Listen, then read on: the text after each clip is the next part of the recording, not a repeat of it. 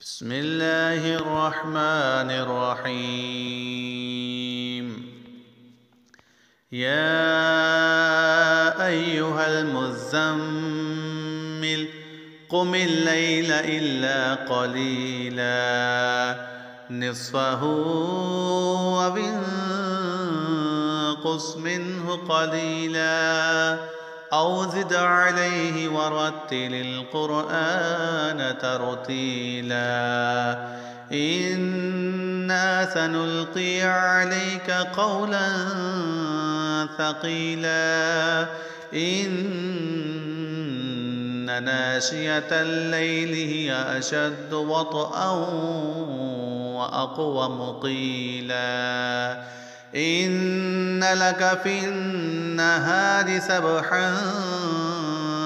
طويلا واذكر اسم ربك وتبتل إليه تبتيلا رب المشرق والمغرب لا إله إلا هو فاتخذه وكيلا واصبر على ما يقولون واهجرهم هجرا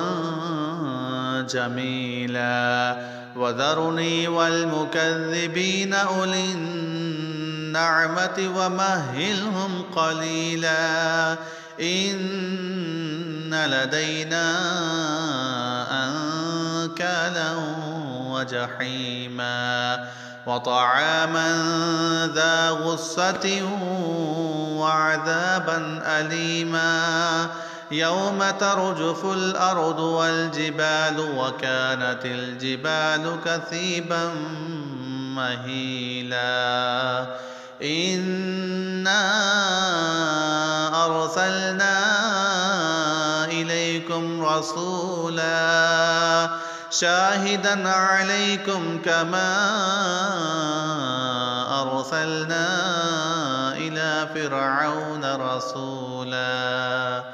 فعصى فرعون الرسول فأخذناه أخذا وبيلا فكيف تتقون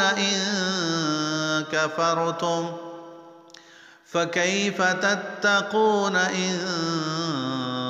كفرتم يوما يجعل الولدان شيبا السماء منفطر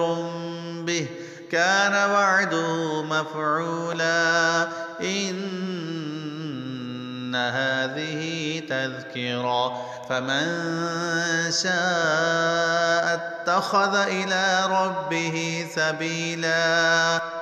إن ربك يعلم أنك تقوم أدنى من ثلثي الليل ونصفه وثلثه وطائفة من الذين معك والله يقدر الليل والنهار علم أن لن تحصوه فتاب عليكم فاقرؤوا ما تيسر من القرآن علم أن سيكون منكم